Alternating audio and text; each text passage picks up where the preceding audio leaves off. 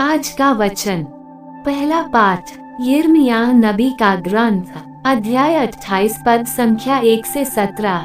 यूदा के राजा योशिया के शासनकाल के प्रारंभ में चौथे वर्ष के 5वें महीने में अज्जूर के पुत्र हनन्याह गिबोन में रहने वाले नबी ने प्रभु के मंदिर में याजकों तथा समस्त जनता के सामने यिर्मयाह से ये कहा, विश्वमंडल का प्रभु इज़राइल का ईश्वर ये कहता है, मैं बाबुल के राजा का जुआ तोड़ूंगा। मैं ठीक 2 वर्ष बाद प्रभु के मंदिर के वे सब सामान वापस ले आऊंगा जिन्हें बाबुल का राजा नबूकदनेस्सर यहां से बाबुल ले गया था। यहोयाकीम के पुत्र यूदा के राजा यकोन्याह को और यूदा के सब निर्वासितों को भी मैं बाबुल से यहां वापस ले आऊंगा। ये प्रभु की वाणी है, क्योंकि मैं बाबुल के राजा का जुआ तोड़ूंगा। किंतु नबी यिर्मयाह ने सब याजकों तथा समस्त जनता के सामने नबी हनन्याह को संबोधित करते हुए कहा, एवमस्तु, प्रभु ऐसा ही करे। प्रभु तुम्हारी भविष्यवाणी पूरी करे और प्रभु के मंदिर के सब सामान और सब निर्वासितों को भी वापस ले आए। किंतु जो बात मैं तुमको और सारी जनता को बताने जा रहा हूं, उसे ध्यान से सुनो। तुम्हारे और मेरे पहले जो नबी थे, वे प्राचीन काल से शक्तिशाली देशों और बड़े राज्यों के लिए युद्ध, विपत्ति और महामारी की भविष्यवाणी करते आ रहे हैं। जो नबी शांति की भविष्यवाणी करता है, वो तभी प्रभु का भेजा हुआ नबी माना जा सकता है जब उसकी भविष्यवाणी पूरी हो जाए। इस पर नबी हनन्याह ने नबी यिर्मयाह के कंधे पर से जुआ उतारा और उसे तोड़ डाला। तब हनन्याह समस्त जनता के सामने ये बोला, प्रभु ये कहता है, मैं इसी तरह बाबुल के राजा नबूकदनेस्सर का जुआ तोड़ूंगा।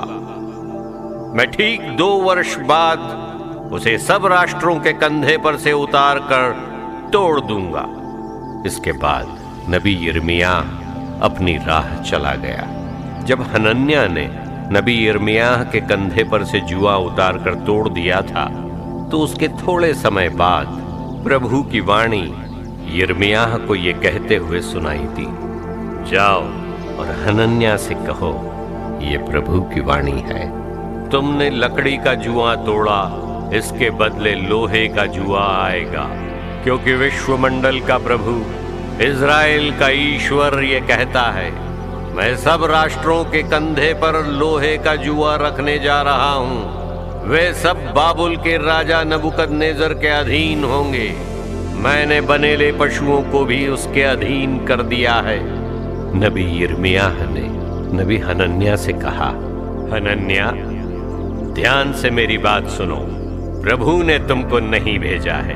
तुमने इस प्रजा को झूठी आशा दिलाई है। इसलिए प्रभु ये कहता है, मैं तुमको इस पृथ्वी पर से मिटा दूंगा। तुम इसी वर्ष मर जाओगे, क्योंकि तुमने प्रभु के विरुद्ध विद्रोह का प्रचार किया है।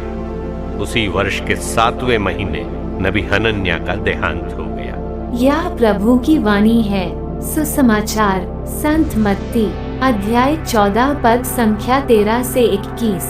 ईसा ये समाचार सुनकर वहां से हट गए और नाव पर चढ़कर एक निर्जन स्थान की ओर चल दिए। जब लोगों को इसका पता चला तो वे नगर नगर से निकलकर पैदल ही उनकी खोज में चल पड़े। नाव से उतरकर ईसा ने एक विशाल जनसमूह देखा। उन्हें उन लोगों पर तरस आया। संध्या होने पर शिष्य उनके पास आकर बोले, ये स्थान निर्जन है और दिन ढल चुका है। लोगों को विदा कीजिए, जिससे वे गांवों में जाकर अपने लिए खाना खरीद लें। ईसा ने उत्तर दिया, उन्हें जाने की जरूरत नहीं, तुम लोग ही उन्हें खाना दे दो। इस पर शिष्यों ने कहा, 5 रोटियों और 2 मछलियों के सिवा यहाँ हमारे पास कुछ नहीं है। ईसा ने कहा, उन्हें यहाँ मेरे पास ले आओ। ईसा ने लोगों को घास पर बैठा देने का आदेश देकर वे 5 रोटियां और 2 मछलियां ले लीं। उन्होंने स्वर्ग की ओर आंखें उठाकर आशीष की प्रार्थना पढ़ी और रोटियां तोड़ तोड़ कर शिष्यों को दी और शिष्यों ने लोगों को। सब ने खाया और खाकर तृप्त हो गए और बचे हुए टुकड़ों से 12 टोकरे भर गए। भोजन करने वालों में स्त्रियों और बच्चों के अतिरिक्त लगभग 5000 पुरुष थे। यह प्रभु का पवित्र सुसमाचार है। आमीन। आज का चिंतन। प्रभु अपनी प्रजा की हमेशा ही देखभाल करता है। परिस्थिति कितनी ही नकारात्मक क्यों न हो, वह सत्य प्रतिज्ञा बना रहता है। आज के सुसमाचार में हम यीशु को तरसती जनता की देखभाल करते पाते हैं। वे उन्हें ईश्वर की वाणी के साथ शारीरिक चंगाई भी प्रदान करते हैं। अपनी व्यस्तता के बावजूद वे किसी को त्यागना नहीं चाहते। इसीलिए अंधेरा होने पर जब उनके शिष्यों ने उन्हें लोगों को विदा करने की सलाह दी, तो उन्होंने उन्हें खाना परोसने की सलाह दी और असंभव परिस्थितियों में रोटियों का चमत्कार कर लोगों को तृप्त किया। उसी प्रकार पहले पाठ में ईश्वर सभी निर्वासितों को तथा मंदिर के सामानों को वापस लाने की प्रतिज्ञा करता है। इस प्रकार ईश्वर न केवल लोगों को आध्यात्मिक रूप से सबल बनाने का प्रयत्न करता है, बल्कि शारीरिक विकलांगता का भी ख्याल रखता है। इस संदर्भ में पाने वाले के रूप में शिष्यों की प्रतिक्रिया पर भी ध्यान आकर्षित किया जाता है। शिष्य सबों को खाना खिलाने की असमर्थता जताते हैं, पर यीशु उन्हें बस अपना कार्य करने की सलाह देते हैं।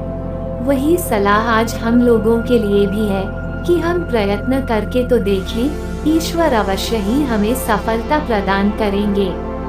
आमीन।